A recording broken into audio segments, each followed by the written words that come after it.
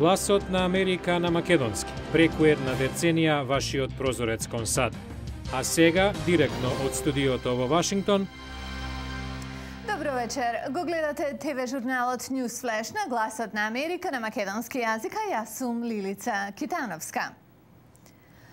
Председателот Обама повикува на намалување на увозот на нафта за 1/3 до 2025-та. Како ова мисли дека е изводливо? Веднаш на почетокот. Во говор во Вашингтон, Обама кажа дека нема брзи решенија за растечките цени на нафта и газ и дека САД мора да станат енергетски понезависни како начин да станат побезбедни. Кога бил избран за председател, САД увезувале 11 милиони барели нафта дневно. Негова цел сега е да се намали таа цифра за 1/3 за нешто повеќе од деценија. Обама сака САД да ја употребат својата остроумност и да произведат повеќе нафта, да најдат почисти алтернативни горива и да ги направат автомобилите и камионите поекономични во однос на трошењето на гориво.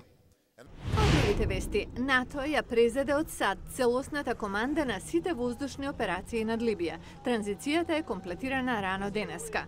Во меѓувреме, американски медиуми известуваат дека ЦИА испратила оперативци во Либија да направат контакт со силите што се против Гадафи.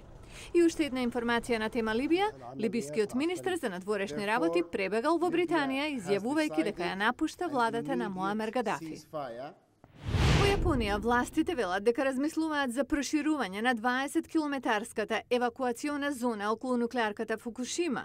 Откриено е најголемо ниво на радиација досега измерено во океанот близу централата, а зголемена е радиацијата и во село на 40 километри од локацијата. Но став на властите останува дека радиацијата се уште не е непосредна закана за човечкото здравје. Македонската режисерка Марија Макевска го снимила документарецот Сродни души со грант од $3000 од Државниот универзитет Вејн во Мичиган. Бил избран во конкуренција од 24 проекти. Освои награда за најдобар документарец, направена во Мичиган во 2010-та, а веќе е прикажан во Србија, Македонија и Канада. За предизвикот да ја екранизира судбината на македонските евреи, со режисерката Макевска во Форт Лодердейл разговараше Јане Бојаджиевски.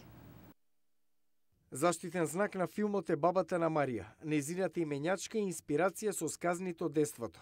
Најинтересен дел од таа приказна беше Втората светска војна, бидејќи таа имаше само 12 години, а имала една другарка своја, која била еврејка, и баба ми од чиста љубов сакала да ја помогне да излезе од монополот кога ги собрале евреите.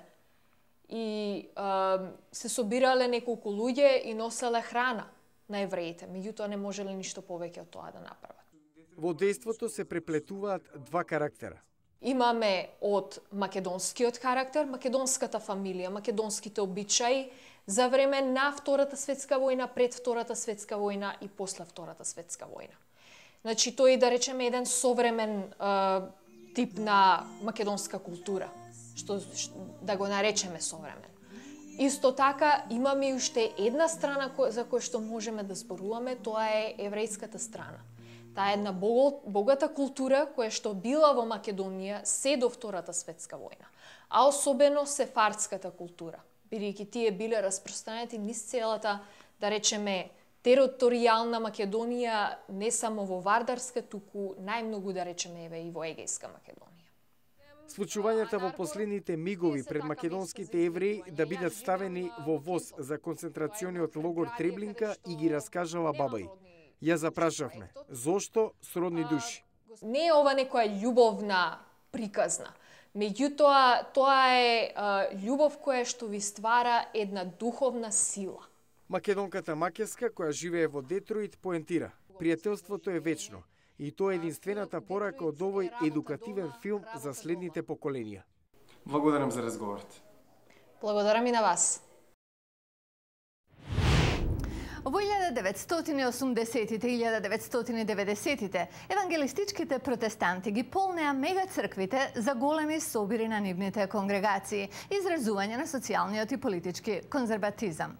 Сега, нова генерација на евангелистички и други христијани бараат поинтимно доживување со поинаков политички тон. Тие се среќаваат на помале локации, како кафулиња, например, а следната приказна е за новиот тренд. Недела наутро е во Джамин Джава кафулето во Виена, населба во Вирџинија. Неколкумина се собрани во задниот дел на кафулето да се молат. Ова очигледно не е обична црква. Тоа е нов начин на практикување на верата што изникна од евангелистичкото христијанство и се вика црква во подем. Оваа група себе си се нарекува заедничка маса. Членовите се млади, на возраст кога обично се започнува семејство. Майк Ставленд е еден од организаторите. Луѓето бараат лична интеракција со христијанската традиција. Сакаат да имаат нешто во кое ќе учествуваат, да се чувствуваат слободни, нешто да разберат и нешто да не разберат. Евангелистите и другите фундаменталисти на Библијата гледаат како на буквална вистина. Само една генерација порано, тие ги полнеа мега црквите, каде харизматичен свештеник страстно говореше за прашања како абортус и хомосексуалност. Сега веќе не е така. Никому не му се наложува во што да верува. Наместо тоа има дискусија. Младите американци се повеќе ги заобиколуваат традиционалните религиски асоциации. Една студија нашла дека оние на возраст меѓу 18 и 29 години, кои не се идентификуваат со верска деноминација, повеќе од двојно се зголемиле за последниве 2 децении. Експертите велат дека движењето во подем може уште повеќе да ги подели американските евангелисти, но може и да е најдобрата надеж за враќање на младите, кои не ја сакаат политичката религија, назад во црква, па дури ако тоа е кафулето на аголот. А утре ќе зборуваме за Балтимор, град на исток на Соединетите Американски држави. Едно од интересните нешта за Балтимор е што има многу, 225 така наречени соседства. Еврејската заедница се издвојува. Еве пошто. Околу 100.000 евреи живеат во овој град. Полицијата е организирана соодветно. Гледајте утре во Newsflash.